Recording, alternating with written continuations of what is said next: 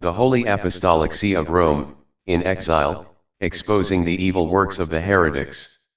Official doctrinal, theological, and canonical document of the Holy Apostolic See, by His Holiness Pope Jacobus I, how the enemies of the divine institution Roman Catholic Church continue their heretical evils and their sabotage and perversion of the Catholic Church's mission of salvation of souls, sentencing their followers onto the path of the devil and thus to hell, ruining by their heretical false opinions all chance of salvation for those who in their blindness continue to support them, and listen to their fraudulent and thus heretical fabrications.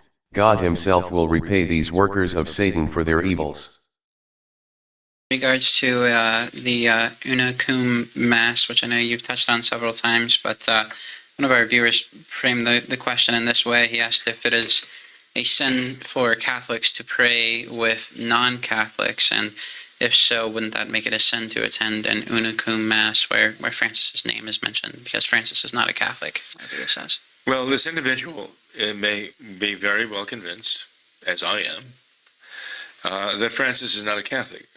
But the fact that I say he's not a Catholic, and the fact that this individual says he's not a Catholic, doesn't make him not a Catholic, right? So we do not have any magisterial authority to pronounce that fact. Okay, so this is complete heresy, as it is. That's not true, what he just said, this heretic. Because when there's non-Catholic sect, and the main indication that they are non-Catholic sect is their how they celebrate but we cannot say Mass, because they do not have Mass. It's a Protestant reenactment of the Last Supper. It is instituted by enemy of the Church, Montini, and Montini had 6 Protestant ministers cooperating on that horrible thing. That's him right here on the right hand side. Montini was never the Pope, and so and that's in 1969 they instituted it, and he's paying for it in hell. So that's what they have now. So that invalidates anything they have. They lose their they don't have membership in the church. They lost their clerical offices at that time. That's right here, Canon 180 and for number 4. So the church is protected. What this heretic Jenkins is saying is complete fabrication. It's a heresy. It's denial of the authority of the church, because the church is protected. If the church was not protected, then the gates of hell would prevail against the church. But the Holy Ghost is in the church, in the Roman Catholic Church, divine institution. That's why we are divine institution. That's why we are protected, because of these means. That's canon law. This heretic Jenkins is not even willing to acknowledge the canon law. And but this is Canon 188, 1917 Code of Canon Law, valid code of canon law of the Church, the Roman Catholic Church. Point number 4 says, so it says, the office of a cleric becomes vacant by way of tacit resignation. That means automatic resignation, automatic loss of office, by the force of law, ipso iure, it says, and by the fact that the act is committed, ipso facto, without any declaration. It says, sine ulla declaratione. If a cleric, in point number 4 says, has publicly defected from the Catholic faith, if a cleric becomes a heretic, he loses that clerical office. So then this one is even more significant, because that's another protection from the canon law. This is ipso facto, and excommunication reserved to the Holy See, speciale modo, we fall in Canon 23:14, all apostates from the Christian faith and all heretics and schismatics.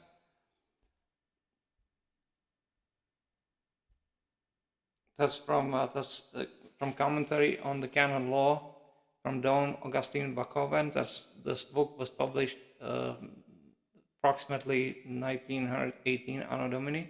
It's regards to the same canon we have just read, and it says, all apostates from the Christian faith and all heretics and schismatics incur excommunication ipso facto, and unless they repent, shall be deprived of any benefice, dignity, pension, or other charge which they may hold in the church and be declared infamous. Clerics after repeated warning shall be deposed. If apostates, heretics, or schismatics have joined a non-Catholic sect, which is this Novus Ordo sect, that's a sect, that's a non-Catholic sect, or publicly profess themselves members thereof, they are by this very fact ipso facto infamous. Clerics, after having been warned without a result, must be degraded, and their offices thereby become vacant. It's not only that they become vacant, but they lose the membership in the church. So what he's saying, this evildoer, this heretic, is a complete fabrication. But it's self-evident that he's just deceiving as it is. We can be convinced of it ourselves, and we can act upon that and actually judge that, well, he's not a Catholic, he doesn't have the faith, he's not a member of the church, can't be the Pope, whatever we might say. But that's a matter of personal conviction. That's a personal conclusion we've come to. Logical, theological, but not magisterial, right? Because we are not the magisterium. I am not the magisterium of the church, nor is the individual who's asking the question. And so we have to accept that limitation on our own part. Is it a sin for Catholics to pray with non-Catholics? Well, it is only if the non-Catholics are voicing in their prayers things that are contrary to the Catholic faith. Yeah. But if they are actually voicing a belief that are certainly in accord with the Catholic faith, it is not a sin to pray with them, right? Now, there would be another case where it might be scandalous, where people might be scandalized if we're praying. So this is an unheard of travesty, what he just said. How is that possible? This is from St. Paul. Bear not the yoke with infidels. But what participation had justice with iniquity? Or what society is there between light and darkness? What agreement with Christ and Belial? Or what part had the faithful with the infidel? And what agreement had the temple of God with idols? And so forth. 2 Corinthians. To be praying with heretics, you participate with their heresy, because you acknowledge them as worthy of that prayer to God, and they are not. They are excommunicated, they are no longer Catholic. They lose their clerical offices if they claim to be clerics or obtain them. Today, that's even a different matter, because they do not possess any clerical offices because of the canon law. They cannot confer graces in the sacraments, and there's prohibition of the canon law, which is right here. It says that Canon 731, the yellow, it is forbidden to minister the sacraments of the church to heretics and schismatics, even though they are in good faith, and ask for them, unless they have first renounced their errors and been reconciled to the church. We have demonstrated this so many times. So what this heretic Jenkins is saying, this is from St. Thomas Aquinas. We have many times, we have, by the very fact a person communicates in the sacraments with a heretic who is cut off from the church, which he is by ipso facto, that is, he sins and thus approaches the sacrament insincerely and cannot obtain grace, except perhaps in baptism in a case of necessity. If that person is not yet baptized and doesn't know any better, and today that's even very tricky, because these are enemies of the church, so there's no guarantee that they will even administer that sacrament correctly. And then in the yellow, that's interesting too, the effect of absolution is nothing else but the forgiveness of sins, which results from grace, and consequently a heretic cannot absolve, as neither can he confer grace in the sacraments. Moreover, in order to give absolution, it is necessary to have jurisdiction, which one who is cut off from the church has not. Not only that, but these people are not priests. Because of that perversion, what Montini did, and Roncalli, he added St. Joseph the missal, so he invalidated, plus he had no authority anymore to publish new missal, and much less he would have that authority regardless, because to add somebody into the canon of the Mass, that's impossible. So to St. Joseph, We have addressed this issue before, but this is just it repeating itself. This evildoer, this horrifying heretic, Jenkins, is just keeps lying and lying, serving the devil, and deceiving people into these kind of falsehoods. And it's getting worse and worse. So, no, that's not possible, that what he says. So then, we have shown this before, that's from Gorbachev. We wonder who these people are. They don't have fear God's punishment. They have no intention to teach the truth, and they just continue lying and deceiving those who go there and collecting their donations and thinking that they will just get away with it. So are they communist agents, or who they are? Brothers, with others who manifestly have contempt for the Catholic faith, and so on. For example, Blessed Oliver Plunkett, the Scotsman, would not pray with his executioners, right? He said, no, I will not pray with you because you have adulterated the faith. And in those days, there was such a sharp conflict there that it was clear, a clear choice, and he would not pray with them. And he said, don't bury me among you either, because I will not be buried with heretics. But, you know, if you have people who, and there are a lot of these people today who really don't even understand and don't know much, but they do believe, you know, they believe in the Father and the Son and the Holy Ghost. They believe the Son of God became man and died on the cross for us. They believe he's their Savior. And this is what they're expressing. It's not sinful to pray with them. In fact, I would hope in praying with them, you'd be praying for them, for their conversion. And you should tell them so. Tell them, look, I'm praying with you for the sake of praying for you.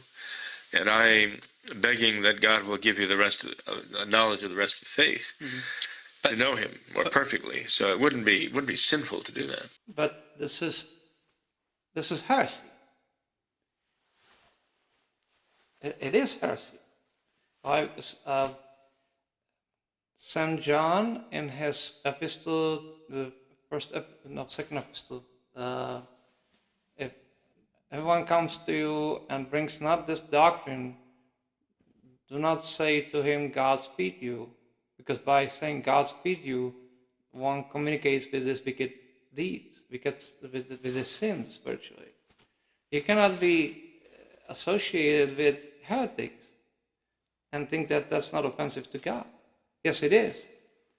It says in another place in the Old Testament, it says, with the holy thou shalt be holy, with the perverse thou shalt be perverted. That's the warning from God. Stay away from people who are heretics. It's not associated. It's even forbidden by canon law to associate with them and to be present at such ceremonies.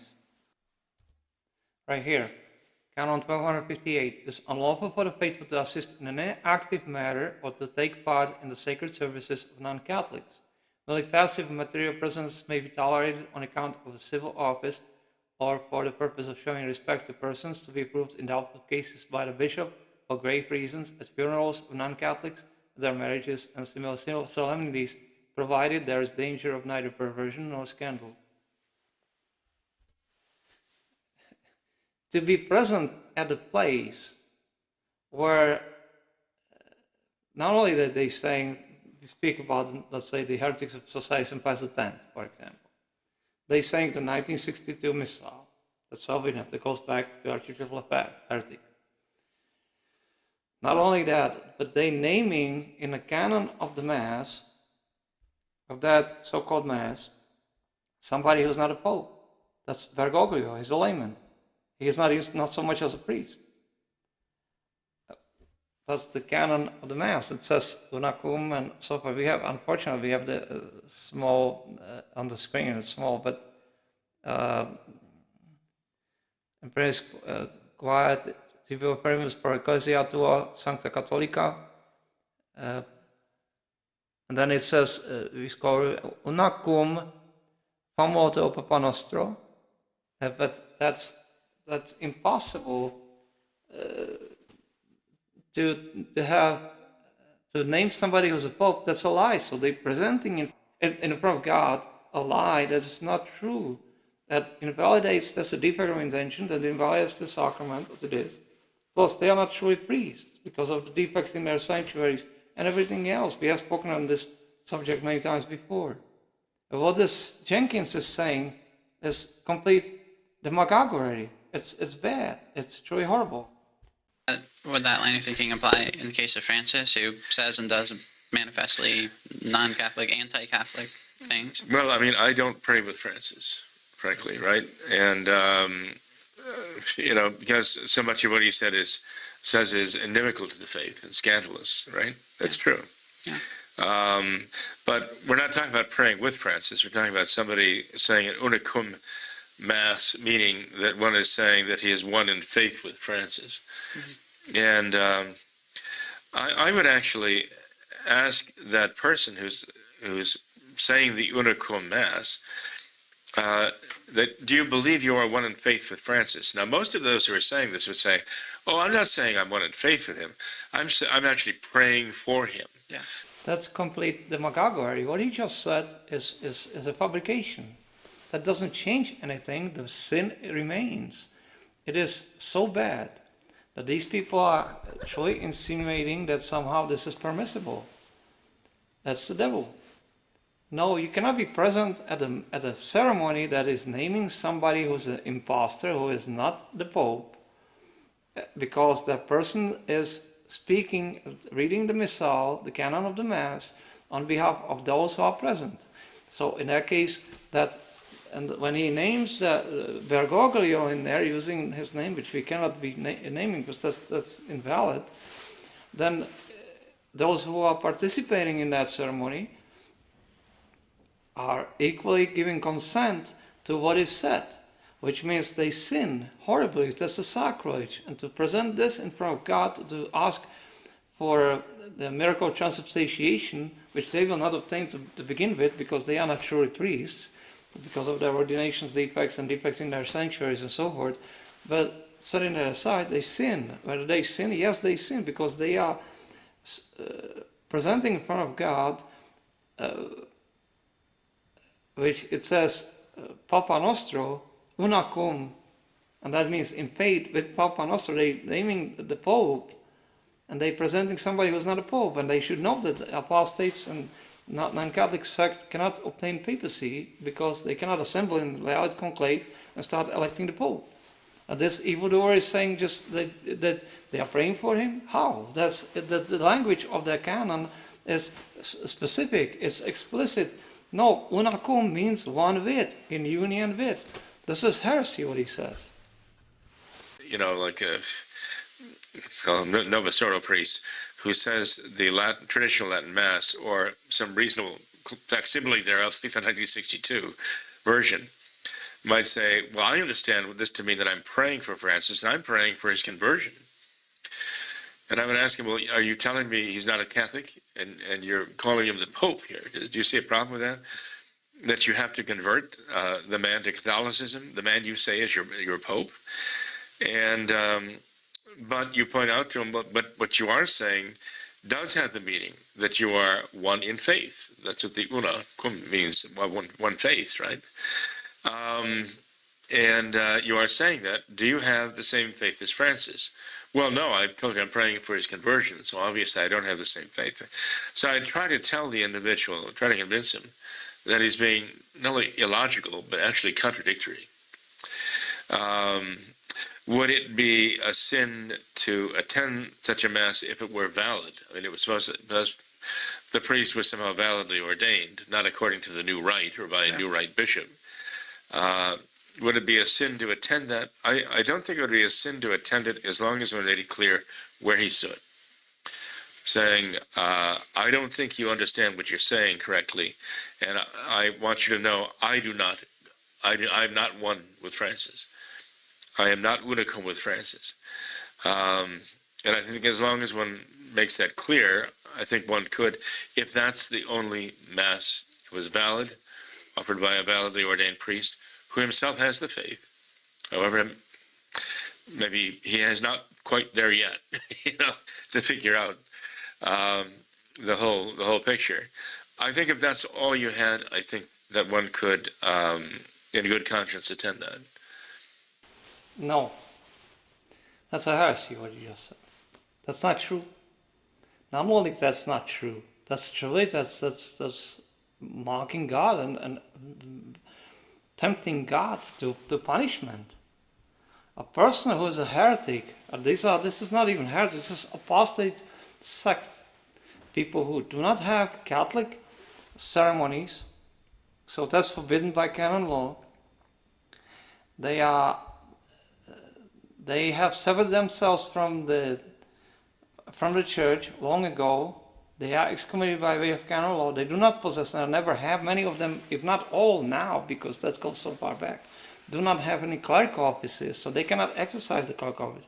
They are not priests. They are not bishops. They do not possess the papacy because they cannot assemble and start electing the pope, because this is a non-Catholic sect, the Novus Ordo. So they cannot be recognized. Whomsoever dares to recognize as Catholic, they commit sacrilege, and not only that, that's a heresy. So by our apostolic authority, we condemn thoroughly what this person, this heretic, is proposing. That's a heresy of its own, as it is.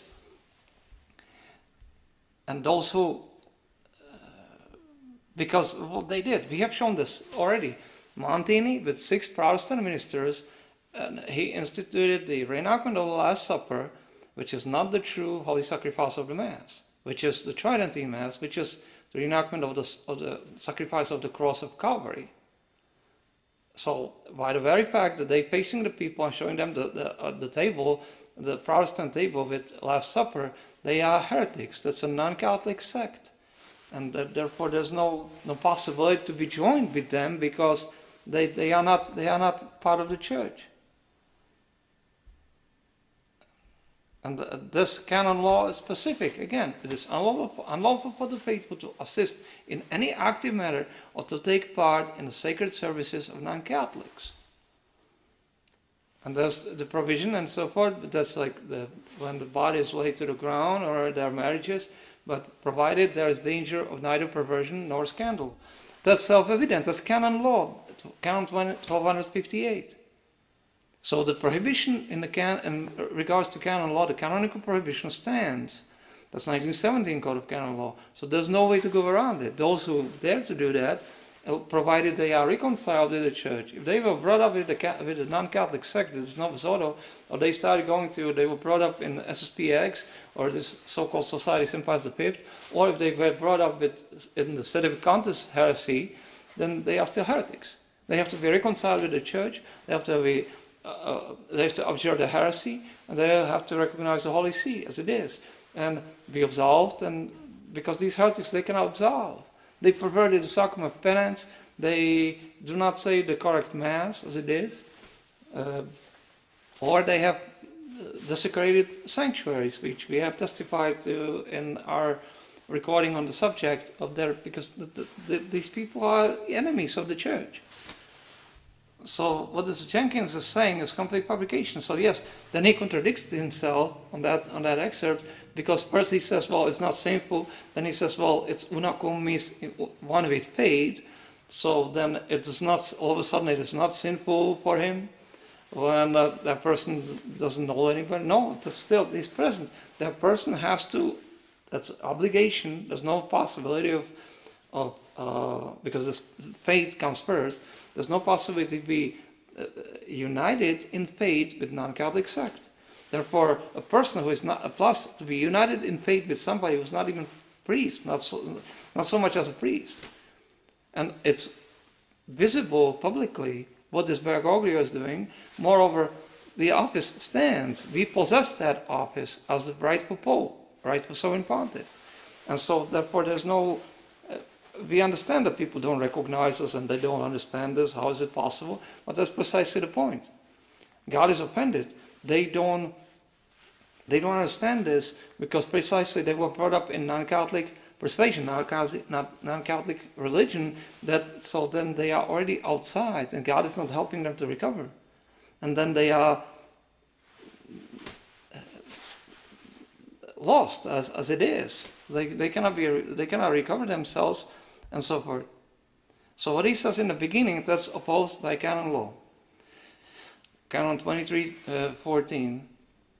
And so then now he's, because the layman there, the host, he sort of looks like that he doubts. So Jenkins is sort of slipping back into more compromise and so forth. But overall, there's no such thing that it belongs to this side, whether that person. No, you cannot be present at that place. Period. Moreover, most of these places are desecrated as it is.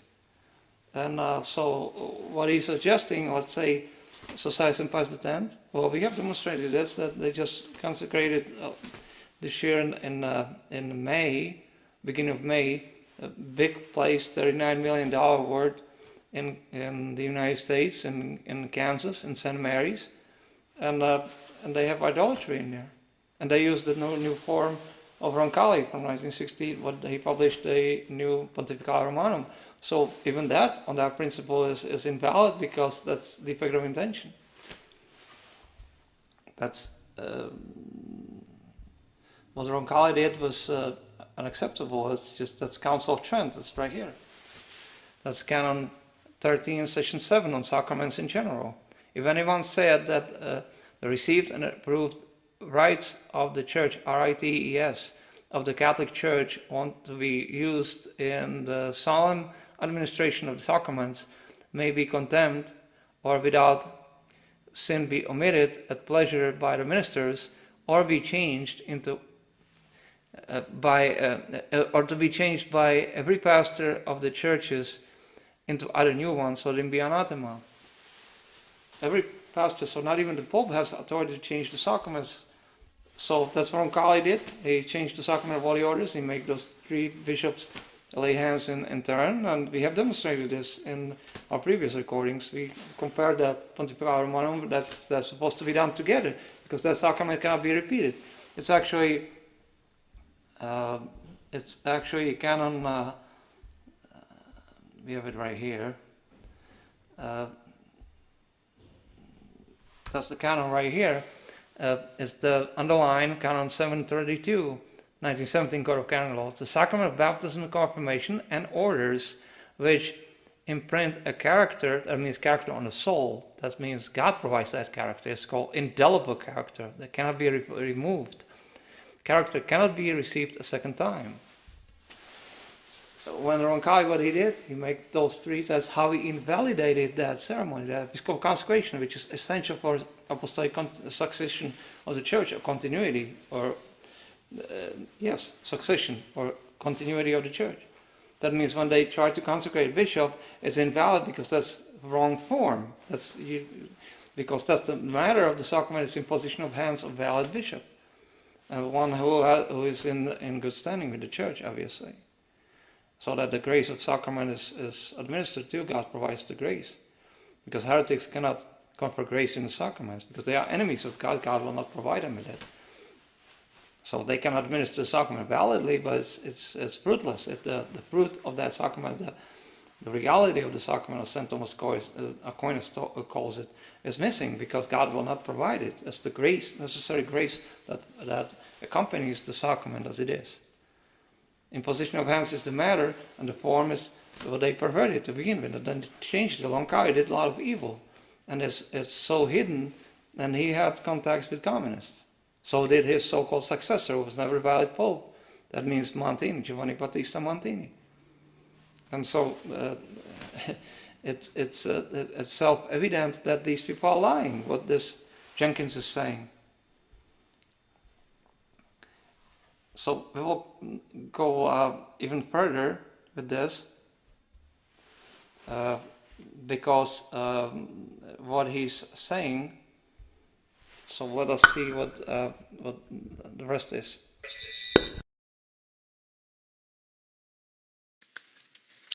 I think it would be scandalous, on the other hand, if one were to attend it and say, well, I'm here and I'm attending this because I'm one with Francis. I don't think one could honestly say that if he personally was convinced that Francis is not a Catholic. Mm-hmm. It's a bit of a stretch, and you can hear in what I'm explaining this, I'm saying, it is problematic. you know. But I think of people out there who have nothing. Try that if he personally was convinced that Francis is not a Catholic. Mhm. It's a bit of a stretch, and you can hear in what I'm explaining this, I'm saying, you know, it is problematic, you know. But I think of people out there who have nothing. Yeah. Absolutely nothing, and they're out in the middle of the desert without any valid sacraments, you know, and they're wondering, what do I do? You know, how do I even, you know, approach anyone for absolution, confession, to receive our Lord in Holy Communion? Is it possible for me even now? Now, what I described here is kind of a rarity, I think. Anyway, finding a priest who is ordained in the traditional rite by a bishop who himself is a bishop in the traditional rite, and they both have the integrity of the faith. And, you know, this going back to traditional times. So there's an unbroken line of those who are ordained in the traditional rites by those who are themselves ordained and consecrated in the traditional rites, and that they're actually offering the Mass validly. Okay. Would the fact that the priest is reading Unum and putting Francis's name there, would that mean that one could not go to it? Well, if by doing that they believe I'm professing to be one in faith with Francis, I myself am professing to be one in faith with Francis, then I couldn't go. Yeah. In good conscience. Yeah. Let's put it that way. Yeah. This individual, I don't think could. You know, perhaps that's as far as you need to go right now. Yeah, sure. Okay. No, that's not true. That is complete demagoguery, what you just said.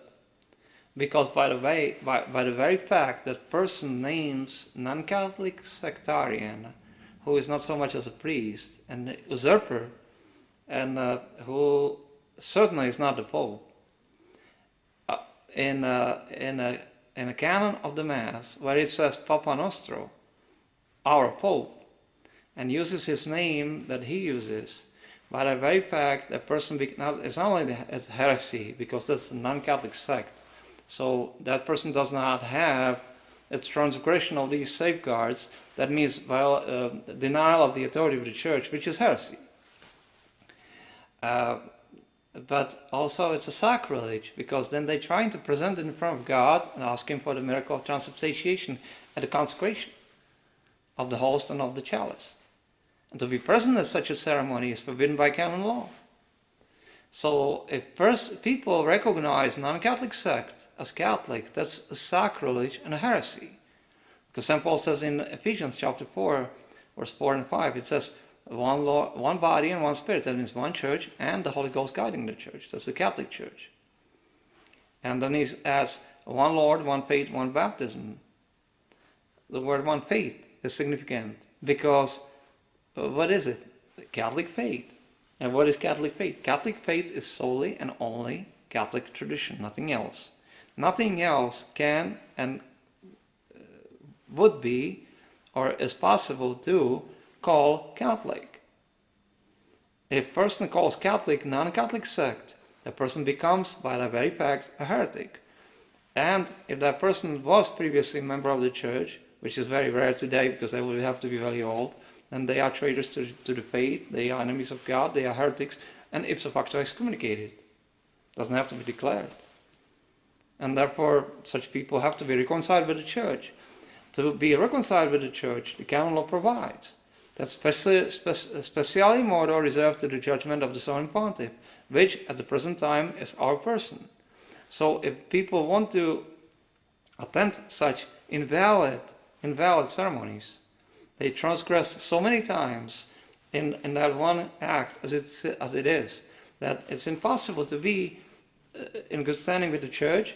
They sin mortally, and in several instances as it is, or in several degrees as it is.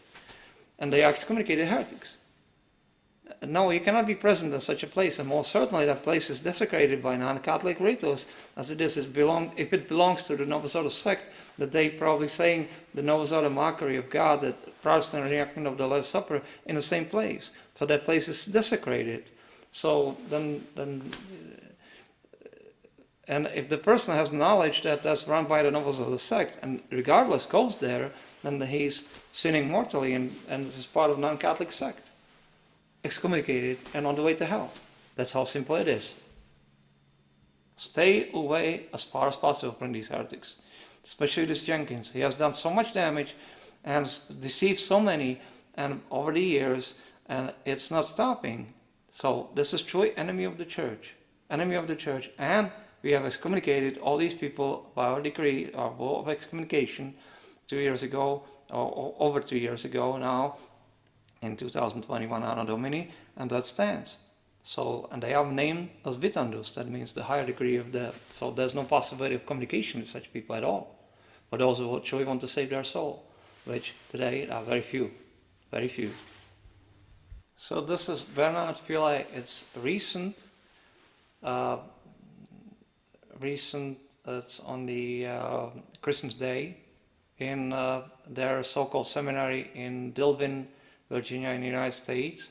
And listen carefully what he says, and then we will show the defects. We'll have the video play, and then we'll comment on it, because it's only 2 minutes or so forth, a little over 2 minutes, and then we will comment on it as part of it. But these are even worse than the so-called Society of St. Pius V. So this is horrifying. But then the hypocrisy of this at the beginning, what he says of this excerpt, is self-evident, because they are the ones who cause that, recognizing non-Catholic sect as it is, that means they sin in front of God, and then they are using the term of Pope in regards to non-Catholic sect, which the non-Catholic sect is not permitted or does not have authority to elect the Pope. They are not part of the church. And so they don't possess the papacy or any clerical office in the church, and no jurisdiction. They don't belong to the Catholic Church. It's a sect. That's the nobles of the sect. They are apostates and sectarians, and they cannot be called by clerical titles that the Catholic Church uses. Whomsoever dares to do that is, by that very fact, excommunicated as heretic, because that's not possible to call somebody priest who doesn't have the priesthood, which this sect does not have, or papacy, or any clerical office in the church, which is the church. Roman Catholic Church, divine institution, is protected by the protections that are invested in canon law, 1917 Code of Canon Law, and these people are claiming otherwise, so they are heretics as it is. So let us listen to what this person has to say, this heretic Pillay. God comes among us to free us from sin. And we creatures, so many,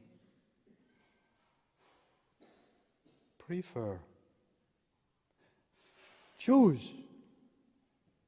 the chains, the captivity of sin. When we have to see in these our days, suddenly, the head of the church pretend that you may receive God's blessing by continuing to offend Him. My dear brethren, this is what we can call anti-gospel. Exactly the contrary of God wants. The contrary of all gospel.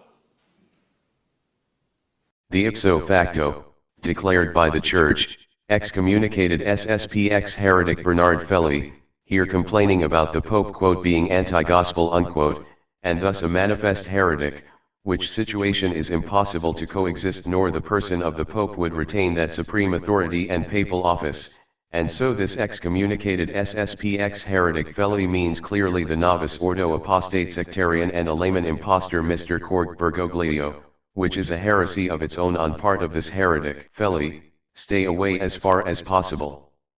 A clearly visible fire alarm device mounted on the wall behind the tabernacle in the SSPX seminary in Dillwyn, Virginia, USA. Would these heretics then interrupt the mass if there was a fire in the area and the fire alarm began to sound?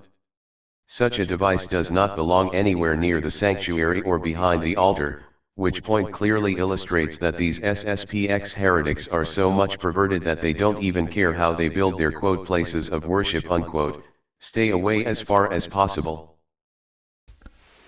So this is significant as it is.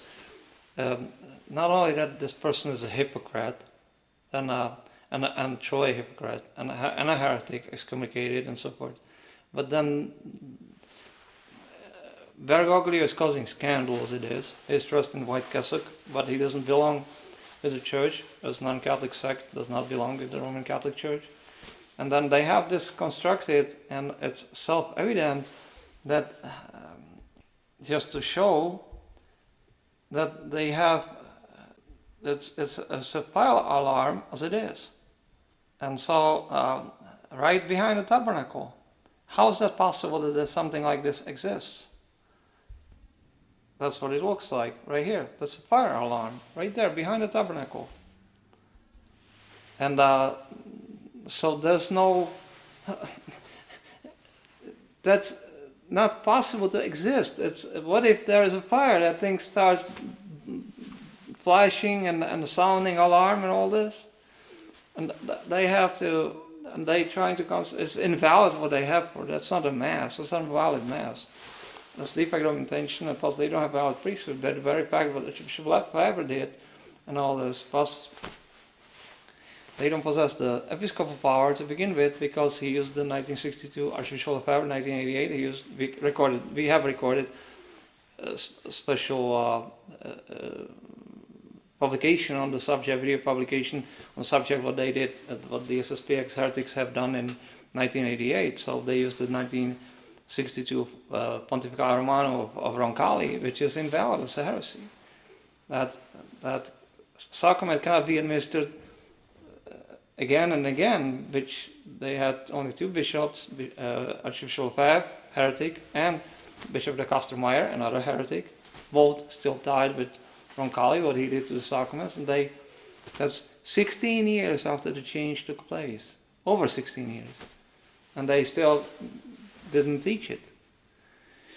So that's willful, and they had the duty to teach the truth, that the Catholics who want to be truly Catholic, which means by then they were all heretics, as it is, many belong to the Novosora sect and so forth, have forfeited the name of Catholic, but Archbishop Lefebvre was not saying that.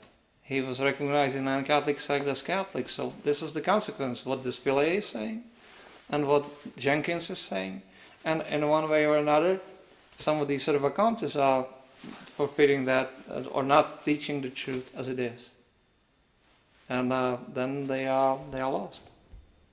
So it's self-evident that these people truly don't understand that God will not help them to recover, and God will not help them to save their soul.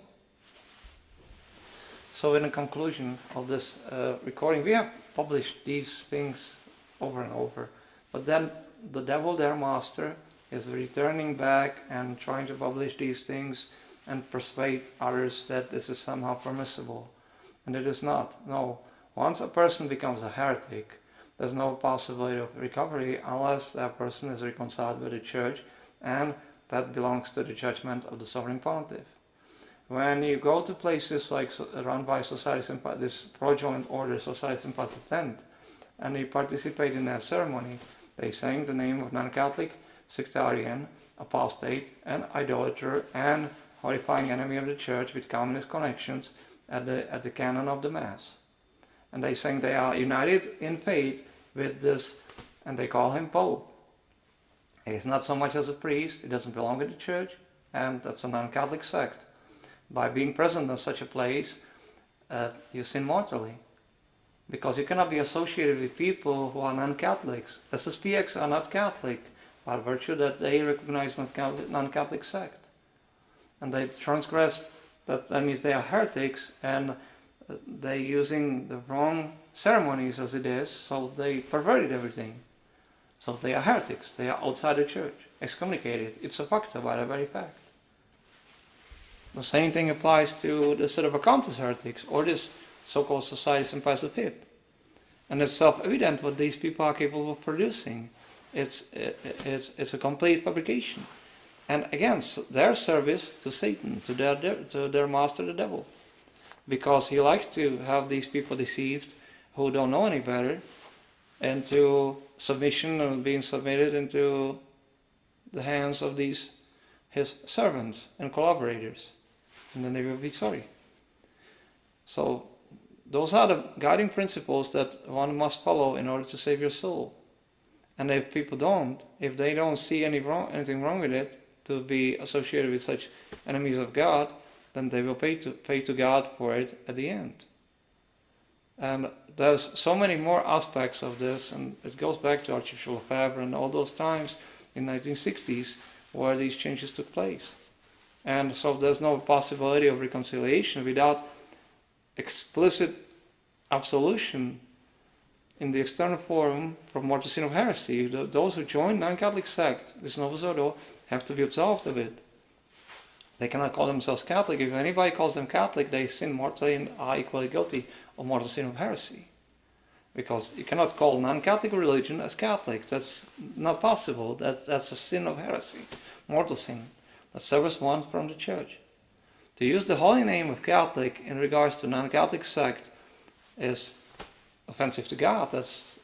We have quoted St. Paul, that's a heresy and so forth. And also our Lord says, he who heareth you, heareth me. He who despises you, despises me. And so that's how he speaks to the apostles. And so there's no possibility of any open door for this. This is not open to discussion. And this is not open to deliberating your mind about this, whether this is possible or not. No, you have to obey the church. We teach and define by this, by our apostolic authority, that all these fraudulent assertions of these heretics are therefore condemned by our apostolic authority, and those who associate with them are therefore guilty of being equally part of it, and they cannot be saved, and will not be saved, because they are not Catholic any longer, if they ever were Catholic. And the only way to be able to save one's soul is to be reconciled with the church. That means abjure the heresy, study the catechism, so because you will be, if you obtain the grace of God and God leads you to us, which is the only way you can save your soul, to come to us for absolution and to be part of the church as it is, which we are today in the catacombs, in our exile, we are not in Rome. That's what the non-Catholic sect is occupying our worldwide property. This belongs to the church, belongs to us. So we are in great difficulties, but as it is, because there are very few who want to be Catholic, it's not easy at all. But that's the consequence of sin. God is not helping people to recover. And so, but it belongs to our Lord to give the grace of conversion to those who are truly sincere in front of Him and want to be saved. But if they decide that they will follow evildoers and heretics like this Jenkins or Philae or Sanborn or the rest of them, then they are lost, because that's a heresy. And to join with heretical non-Catholic assembly, one sins mortally and you are severed from the union of the church. Or you cannot be part of the church if people come from the Novus Ordo sect or were never part of the church, which today have to be individually examined, and it's only those very old ones who were part of the church before these changes took place. Because by the very fact that that person remained with these evildoers after the heretical changes took place, that means 1962, and Roncalli attacked the Sacrament of Holy Orders, then that was that was before he issued the 1962 Missal, and which is invalid therefore, because Roncalli lost the papacy, he became heretic, and he transgressed the constraints of the Canon 13, Section 7, Sacraments in Journal of Council of Trent, instituted new, substantially changed rite of the sacrament, that means episcopal consecration, by doing that, and made it invalid. Therefore he became heretic and lost the papacy. John 23rd ceased to be John 23rd. And therefore there's no reconciliation of those who remained with him, because by the very fact that even if they were valid cardinals, they lost the office of cardinal because they accepted those changes that they should have rejected, because they are heretical. And therefore they severed themselves from the membership of the church and their clerical office, and therefore they cannot assemble in valid conclave and start electing successor. So this horrible non-Catholic sect Novus Ordo does not have any authority to assemble in valid conclave and start electing the Pope. It's like the same thing as if Protestants assembled like that and started proposing that they will elect the Pope. That's the same principle. It's invalid, it's null, it's utterly worthless, and God will not accept it, and they don't belong with the church. And that's how serious the situation is.